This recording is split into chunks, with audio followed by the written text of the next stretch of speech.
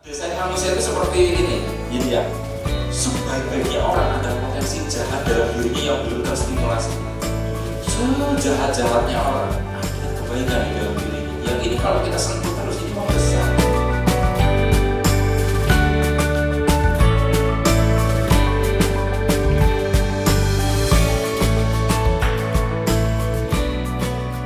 Assalamualaikum warahmatullahi wabarakatuh. Jumpa lagi kita berjumpa dengan saya Arif Rahutomo atau Arif RH dalam rekaman video iseng Reborn.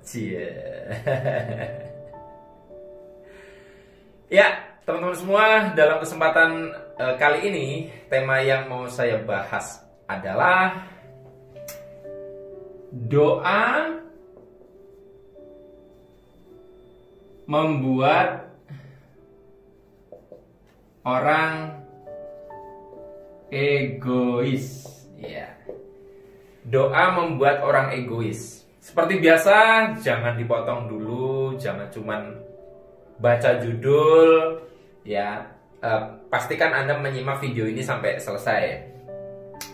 Teman-teman semua, dalam konteks pembahasan kali ini saya menggunakan definisi doa dalam umumnya orang memahami, ya, yaitu sebuah ritual dari seseorang untuk meminta sesuatu, ya, berdasarkan agama dan keyakinannya masing-masing.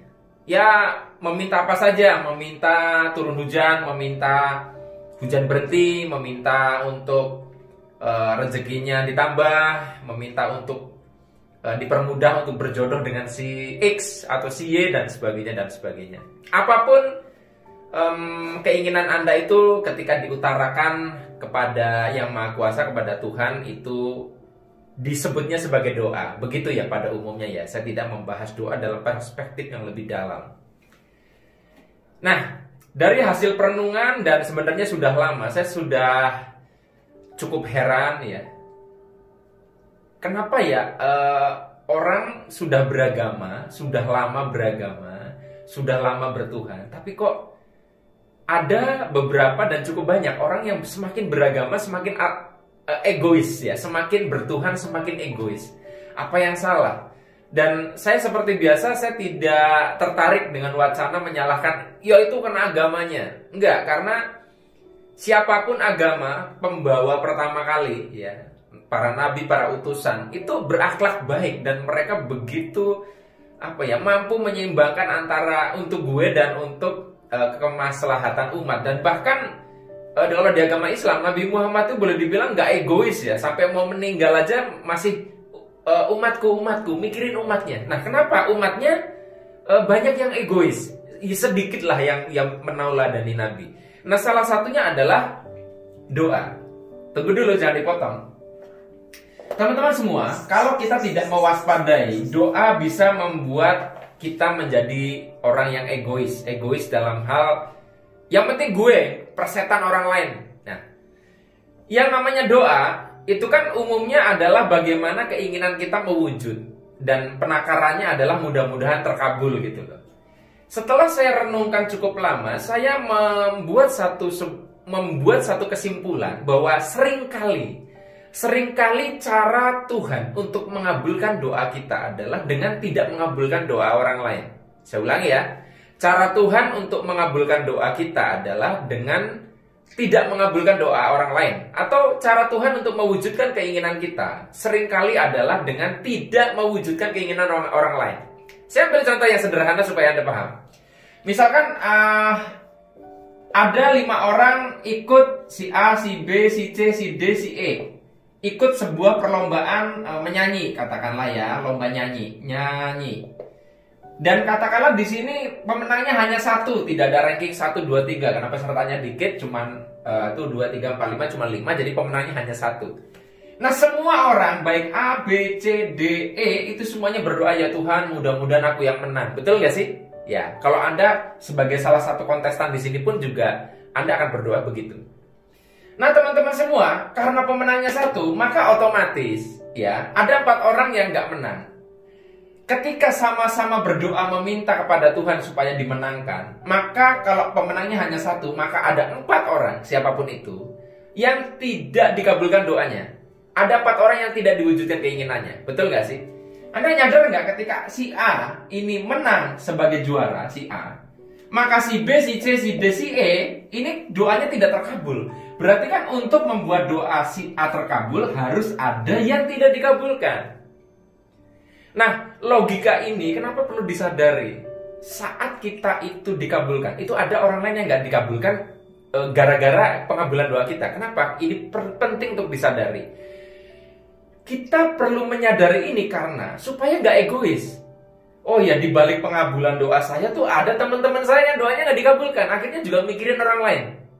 Nah, yang kedua adalah ketika posisi Anda itu bukan sebagai si A, si B, si C, si D, si E. Ketika kesadaran bahwa di balik setiap doa itu ada doa orang lain yang tidak dikabulkan ya.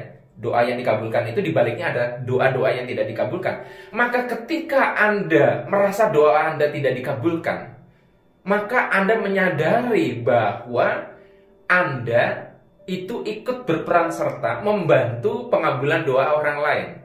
Jelas ya? Dengan Anda misalkan jadi si B, si C, si D, si E tidak dikabulkan, sebenarnya Anda ikut bekerja sama membantu si A untuk dikabulkan doanya. Artinya Anda dilibatkan dalam proses mengabulkan doa orang lain. Sehingga akhirnya kalau saya dengan kesadaran ini gampang. Kalau saya meminta sesuatu dikabulkan ya alhamdulillah ya. Dan saya membangun kesadaran ada orang lain yang tidak dikabulkan gara-gara doa saya dikabulkan. Nah, tetapi ketika doa saya tidak dikabulkan, saya tidak komplain, saya tidak menggugat Tuhan. Saya menyadari ada orang lain yang dikabulkan doanya dan saya itu ikut dalam sebuah proyek pengabulan doa mereka atau dia. Nah, kalau misalkan Anda itu tidak menyadari ini, akhirnya ketika Anda berdoa, Anda maksa banget supaya dikabulkan dan Anda tidak mikirin ada orang-orang yang tidak dikabulkan doanya dalam rangka pengabulan doa Anda. Dan pada saat ya, kalau Anda nggak menyadari ini ya, pada saat Anda doanya tidak dikabulkan, Anda merasa sial banget. Anda merasa tidak berperan dalam sebuah skenario yang besar. Percaya sama saya, kalau Anda masih menggunakan kesadaran yang penting gue, keinginan gue dikabulkan, nggak pernah mikirin si B, si C, si D, si E, Anda menjadi manusia yang religius dan bertuhan tapi sangat-sangat egois dalam keseharian. Karena yang dalam kepala Anda ada gue. Manifestasi keinginan gue, nggak penting orang lain. Sadar nggak tentang hal itu? Nah, tapi kembali lagi, Anda mau menyadari hal ini atau tidak, itu terserah Anda. Tapi sejauh ini saya merasakan manfaat dari membangun kesadaran bahwa ketika doa kita dikabulkan, ada doa orang lain yang mungkin tidak dikabulkan dalam rangka pengabulan doa kita.